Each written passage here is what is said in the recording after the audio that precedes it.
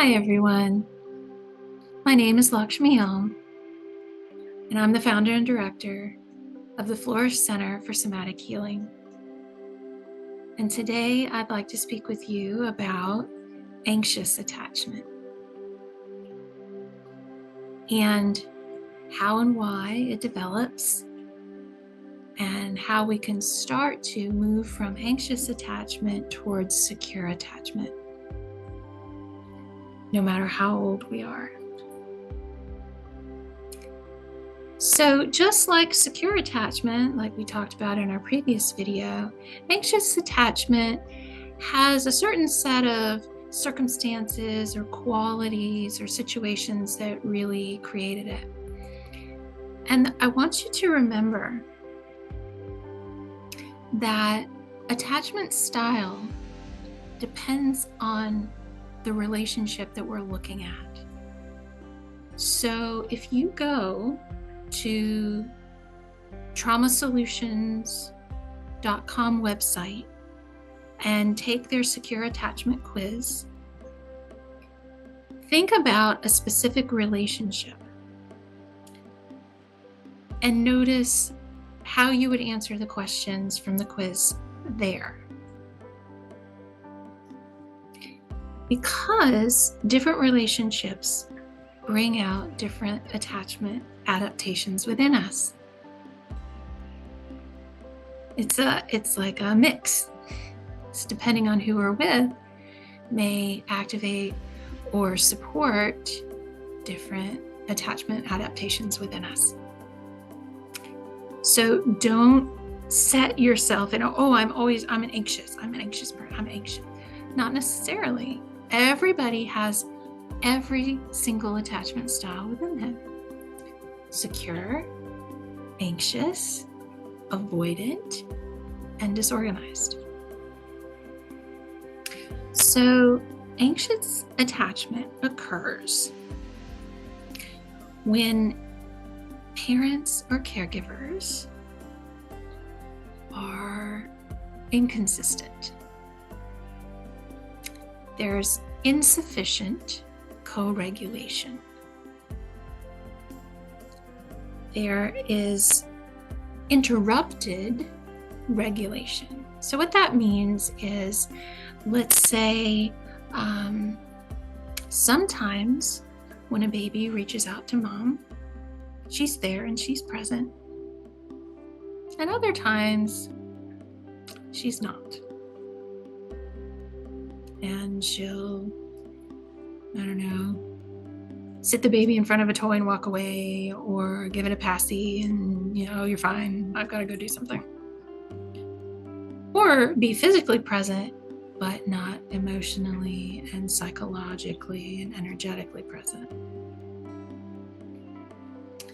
There's generally a lot of overstimulation, which comes with a lack of regulation. Regulation means that you can have an essence of sort of containment of your emotions. You can find your way back to calm. You can manage a situation. You can hold space for yourself.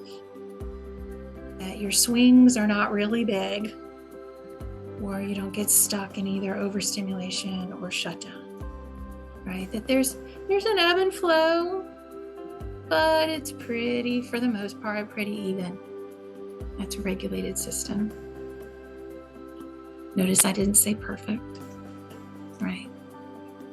Our systems are meant to have ebb and flow, a little activation, a little settling, a little activation, a little settling. But when we have a caregiver who is unpredictable, who can show up in a secure way sometimes, but not all the time. So we never really know what we're going to get.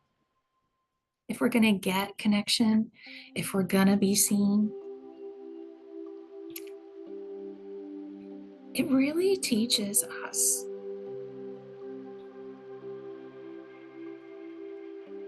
that we're not sure if somebody's going to be there or not. And what my teacher, one of my teachers, Diane Poole Heller, says is that this sort of turns our signal cry on, our request, and leaves it on. We end up being really hyper-focused on other people and other relationships. It's like our antenna are constantly out here. What's going to happen? I don't know.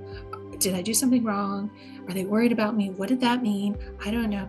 And we're constantly seeking regulation outside of ourselves. We didn't learn from another system how to self-regulate because they were not regulated around us. Does that make sense? Right? When we're around a regulated system, we can feel, oh, okay, we understand groundedness. We understand presence. We understand as an experience of a little activation and settling. But when we don't have that, and we keep reaching out, and sometimes it's there, sometimes it's not, we don't really trust. Ultimately, there's not predictable. We don't trust that we're going to get what we need. So ultimately, we're just constantly looking and managing, and right? Quite often, we end up managing the adults around us and their emotions, and very unaware of our own. We can have what's Diane calls departure stress. We don't like it when people leave. Right? When they come back, it's hard to feel consoled. And when they're gone, what's happening? I don't know. I need to know where you are. You have to tell me if you're okay. Right? So it's like our attachment system is on overdrive. That we're constantly looking. Can I get it here? Can I get it here? This can sometimes lead down the path of addiction, seeking comfort in things outside of ourselves, or using things outside of ourselves to regulate, whether it's food or sex or drugs or shopping or television, or right? Because we didn't have enough of an experience of regulation and someone being with us so we could learn how to be with ourselves. And this kind of activation in our system, this anxiousness, this feeling of untetheredness in a way, really can't be counteracted by positive thinking. It's almost like it's hardwired into our nervous system, but it's not really hardwired, because we can fix it, we can change it by cultivating experiences of secure attachment. So it's very helpful to someone who has a secure attachment style in a particular relationship to get a lot of reassurance. And one way to do that is to actually give ourselves reassurance. It's almost like our adult self can talk to our younger self. Our younger self might be the one like, oh, I don't know, I don't like this. This feels scary, this feels uncertain. I don't know what's happening.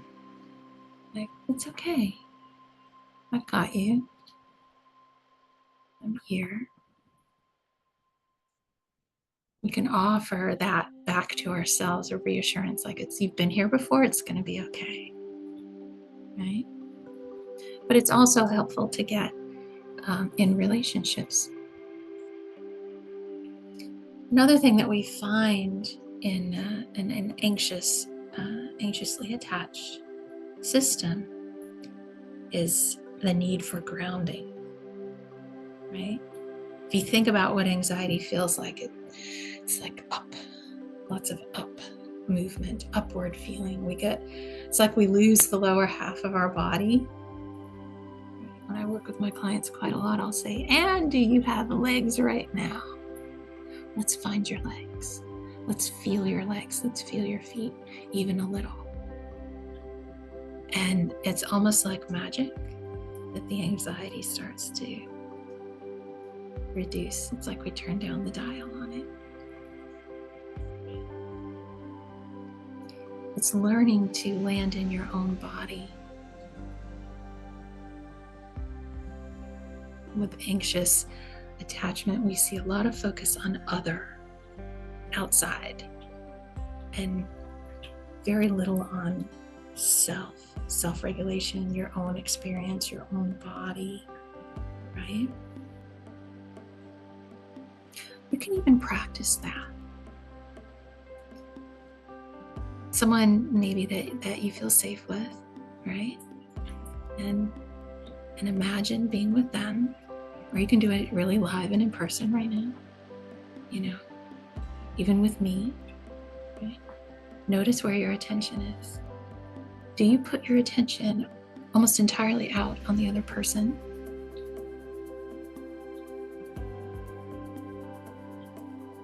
Or can you pull some back and have some in you and some in them? That's secure attachment. So that's something you can practice. Of like, can I stay connected with someone and feel myself at the same time? Right? Or if I start to feel anxious, like, okay, I'm just going to feel myself for a second. I'm going to feel my arms and legs. I'm going to feel the chair or the floor, just a little, right? I'm going to let my body relax, right? Feet and legs, let them get a little heavy. Invite your pelvis to sink. Invite maybe just a little softening in the chest.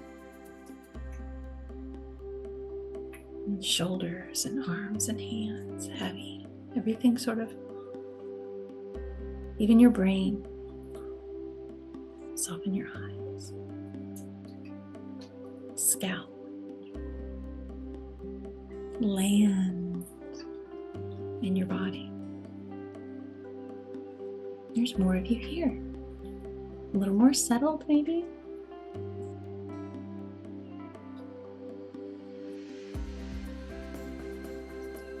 Another way for anxiously attached people to move more towards secure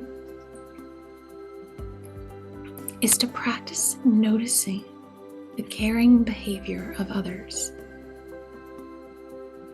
Because one of the core experiences for someone who is anxiously attached is that they have trouble receiving, right? Because the message was, I want to connect, but it really hurts when I reach out and nobody's there. And I don't know if you're going to be there or not. So it's really hard for me to take in, open up and be vulnerable and take in. Right? So if you notice in your life that you may have some anxious attachment, start to be a little scientist and look for the caring behavior of others.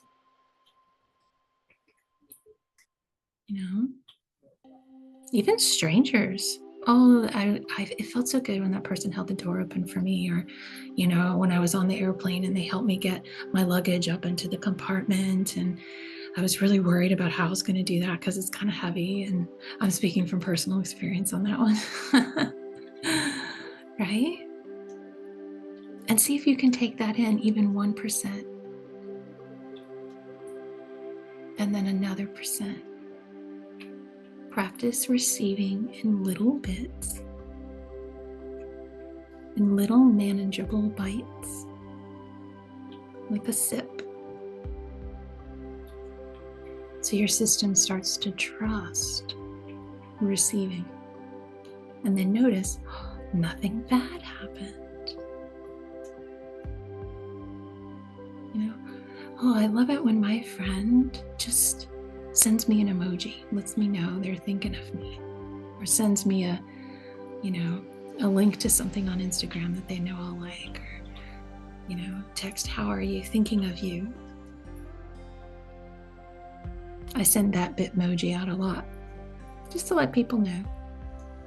It's helpful. Thinking of you, right? And then notice what happens in your body, right? We want this to be an experience, right? Not just a logical cognitive exercise. Oh, I see that they're doing something, caring for me. And what happens in your body when they do that?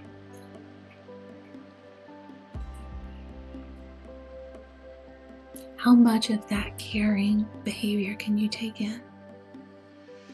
Even if you just let it get like 10 feet from you, 5 feet from you, 2 feet from you, you can't quite take it in yet, but you want to. And notice even then, nothing bad happens. Practicing that, creating new neural pathways around receiving, around noticing when people are caring for you.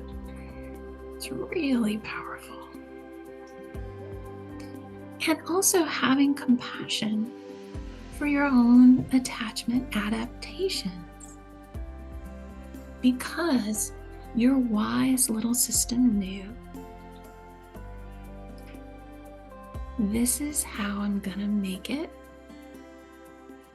and this is the best thing for me to do right now. It's actually protective when we're little. If our caregivers are not secure and their systems are unpredictable or even violent and scary, we come up with our adaptations to manage, to survive, and they work because you're here. And now you're starting to notice these don't work for me anymore because you're old enough and strong enough and wise enough, and you have capacity and knowledge to take care of yourself too, and to repair these adaptations and learn to move towards secure attachment. So I encourage you to practice these exercises and read or listen to The Power of Attachment by Diane Poole Heller. It is an amazing book. It's a life-changing book in helping you to understand why you are the way you are and how to move in the direction that you want to go. I also encourage working with someone one-on-one to help guide you through the process. We heal in connection. We can only do so much on our own, right? We need another system, another person to practice with that is safe, that we know is there for us, that is on our side, right? And even better if they're really trained. So, as always, if I can help and you would allow me to be a person like that for you, you can find me at theflourishcentersomatic.com. As always, take care.